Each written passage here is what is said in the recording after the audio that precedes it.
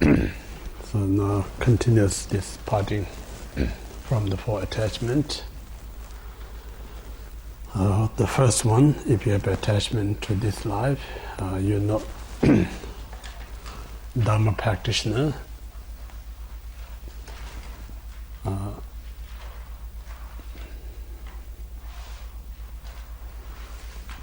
So itself actually is a huge statement.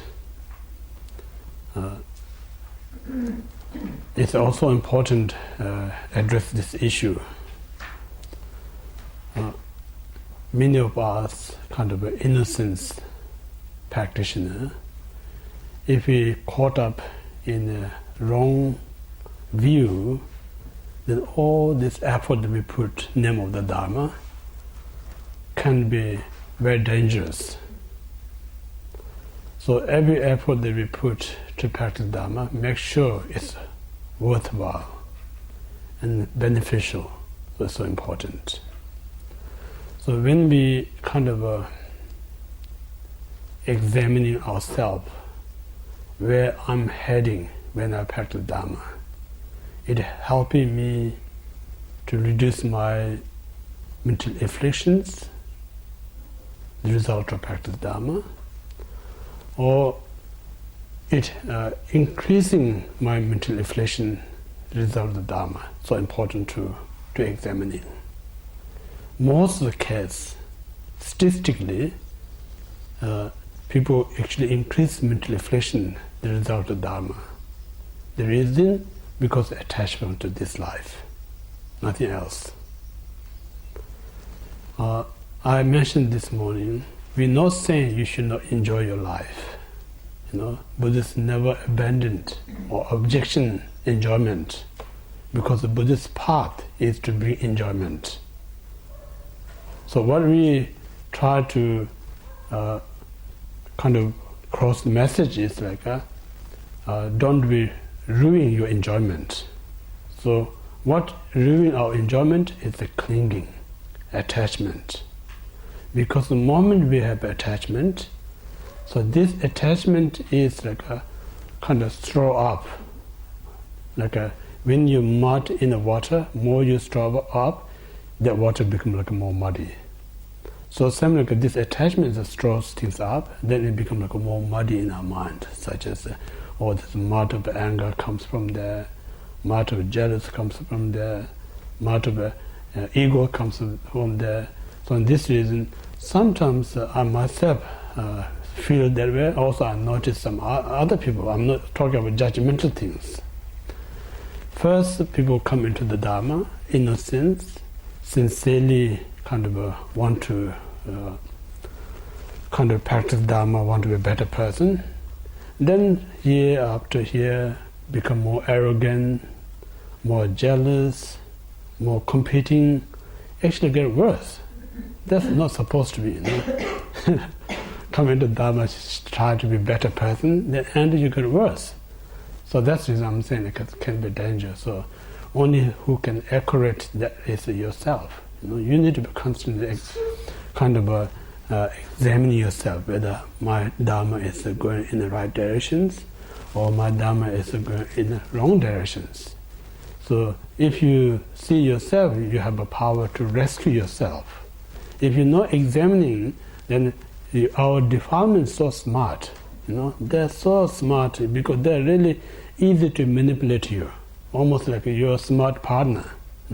Very easy to manipulate, makes you done things what I want from you, kind of things. So you need to be, only one thing you should not touch is your mental afflictions. They're so sneaky, if you really think. So, but normally we kind of say, I should care for this person, that person. They are just same as me. No need to worry about that much. More I should concern my own sneaky mind. That's more danger than any other person. Yeah. So in this way, like think if you do the Dharma simply to reduce our mental affliction, that's a pure Dharma. If your attachment to this life, the Dharma, it become like I get more high position, or I may become like a more kind of a recognition, and then out of that is your Dharma, then you attach that actually Dharma increase your mental reflection rather than declining. So that's the mistake, so we should avoid it. Yeah? So in this way, the best thing we can do in this life is to practice Dharma. There's no more, because Dharma is really destroying cause and condition that create us suffering and unhappiness. Yeah? So practice Dharma, as I mentioned, sums up this morning talk. One need to have a physical body to practice Dharma. So any physical body is not suitable practice Dharma. If you look around the Dharam, there's 6 different types of physical body. Among them, the most suitable physical body to practice Dharma is human rebirth. Yeah? So that's the perfect condition to practice Dharma. To have this precious human rebirth is not easy, extremely difficulties, like we discussed this morning, like a point of view of cause, number, example, and nature. If you really go through each of these points, it helps us to understand how hard to obtain this precious human rebirth. And then second, once we manage to obtain this precious human rebirth, human is a very capable life. Very capable life. But this capable means like capable to do so many great things, also capable to do so much destruction things. So when we in that kind of a position, we very have to careful where we're heading our life, whether we're helpful type of person or we're destructive type of person. So if you're destructive, normally we don't realize I'm distracted. I think it's someone else that distracts us. Like I mentioned yesterday, I'm not disrespect like Hitler. He was one of the main destructive person, but he thinks any other person was so destructive. That's the reason he tried to kill everyone. But very hard to people see themselves as a destroyer, but rather they see someone else destroyer. So similarly, our individual lives also think, oh, this person's so bad, saying this, doing this, but I'm one of them. I may be worse than that person actually, but I'm telling someone else worse than me. So this kind of very easy to make a mistake. So therefore, we are so capable person. So this capable person, we should kind of use in more positive courses rather than negative courses. Yeah. So that's the second one is important. And then third, like while we have this perfect human rebirth, this is a kind of, I mentioned, like a rare opportunity. I'm not just to make a frighten to us, fear is not the Dhamma path. Rather, we really need to know, like many of us know or experience we lost our loved ones last few years. While they're alive, we think it seems like we're going to be here for a long time. But now you look back, visit back to a few years back, some of them are gone. So here we're very nice, right now we're healthy, kind of a clear mind, we're listening, we're talking, we do meditation. Next year in this time, we never know. All of us are going to be here or not. Even if we're still alive, we never know we are healthy or unhealthy. So future is very unreliable. So only reliable is the present. While we healthy body, clear mind, this is the opportunity. So don't miss, So don't miss, like you don't do so much pressure yourself, I have to Dharma on them. No, just relax and be positive, Don't let negative comes in your mind. So as long as you not let negative thought comes in your mind, as long as you not try to say negative things, as long as you not do negative action, it sets the virtues. That's the most healthy kind of a life. So when we say like a practice Dharma, you don't try to be turned into the religion person. Don't try to turn into the spirituality. That's the mistake, religion and spirituality.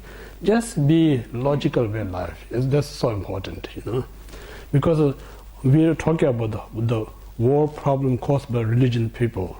That's true, If you don't understand the philosophy of whatever you believe, name of the religion, you're so attached, then someone criticizes, you immediately attack on that. Oh, that's true, So these are not the real practitioners. They're just kind of so attached to their own view and belief system. That makes so much mistakes, So therefore, I encourage you, don't be a religious person, Don't be a spiritual person. Just be practitioner. That's important. So this just sums up the precious human rebirth, the first one. Now, second is the main kind of, we say, like antidote not to attachment to this life is impermanence.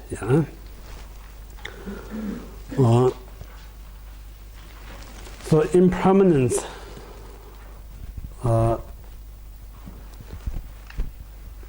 one of the great Indian masters stated, whoever take birth, result is the death.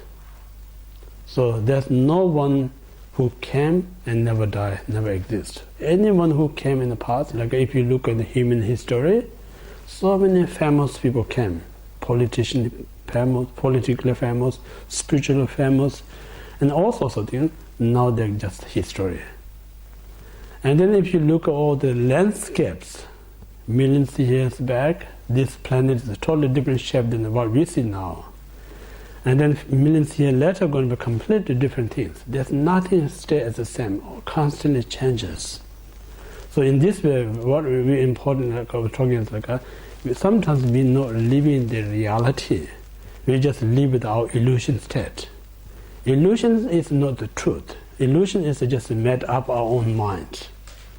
So rather, we should live the reality how things exist out there. Then that really help us to, this we call the wisdom, like just knowing the reality. So in this way, once we're born, we have to die. That's unavoidable.